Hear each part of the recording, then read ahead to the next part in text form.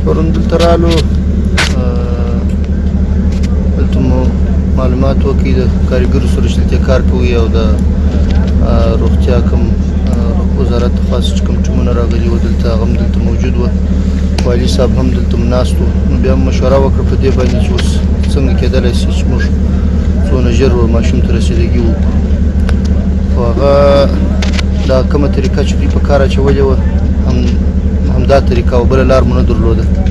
ځکه د بل طرف څخه مو کار شروع کولی هغه بیا ډېر وخت نیوي نو همدغه کار و چې ورته انتظار شولو او کوشش مو وکړئ چې څونه ژر کېدلی شي او ډېر ځینې خوشحاله یو د ټولو مجاهدینو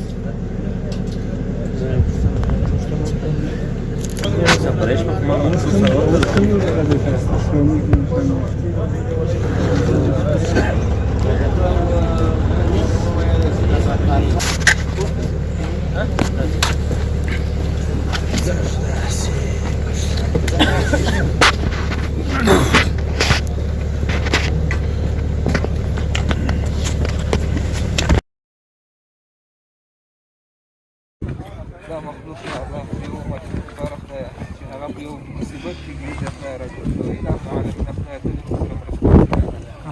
یا الله یا کوم ختم د ذکر اذکار وصول یا الله چې عبادت وکړي یا الله خدای ته خپل دربار قبول کړي یا الله دې ته برکت یا الله مخته نجات راکړي یا الله دا مشون ته نجات ورکړي یا الله یا الله دې ته برکت یا الله په ټول وطن کې ټول عالم اسلام کې خدای خوشالي راوړي خدای نور غمونه وساتي یا الله خدای دا اولاد دې یا الله هر څوک د خوشي ورکړي یا الله دې ختم برکت یا الله دې حبيب محمد صلی الله علیه وسلم وسیله یا الله تعالی نیک بندگانو وسیله یا الله تعالی اسماء الحسنا وسیله یا الله یا الله تعالی رحمان الرحیم وسیله یا الله ته په دغه مظلوم باندې خدای ته په دغه باندې یا الله رحم وکړي یا الله دا مصیبت نجات ورکړي یا الله یا الله نور غمونه ورکړي خدای هر عمل مې تا رضا خاطر وکړي یا الله دا ټول دا اخلاص خدای دې موږ عاقبت یا الله برکت یا الله د اسلامي نظام مستحکم یا الله خدای سلامونه او نیکې هیلې خبر شوم چې د افغانستان او د زابل بچی شهید شوی خدای دې د هغه د حیدرخان مور او پلار ته اجر عظیم ورکړي هغه خو هسې نه هم ماشوم و خو یوه خبره درته وکړم چې خدای دې د هر هغه خاین غل د بچیانو برخلیک د حیدرخان په برخلیک اخته کی خدای دې هر هغه مور ودردوي خدای دې هر هغه پلار ودردوي چا چې د دې ملک سره خیانت کړی دی چا چې د دې مولس سره خیانت کړی دی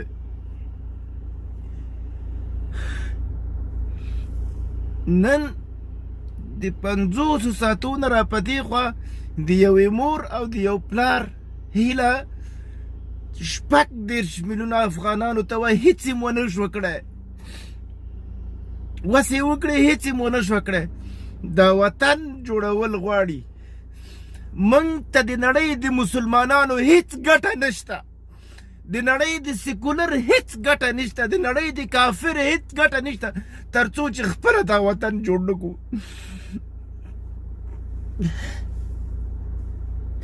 ډېر خفه شوم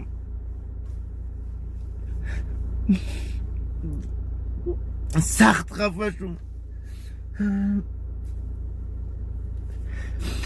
خدای دې په دې وطن رحم وکړي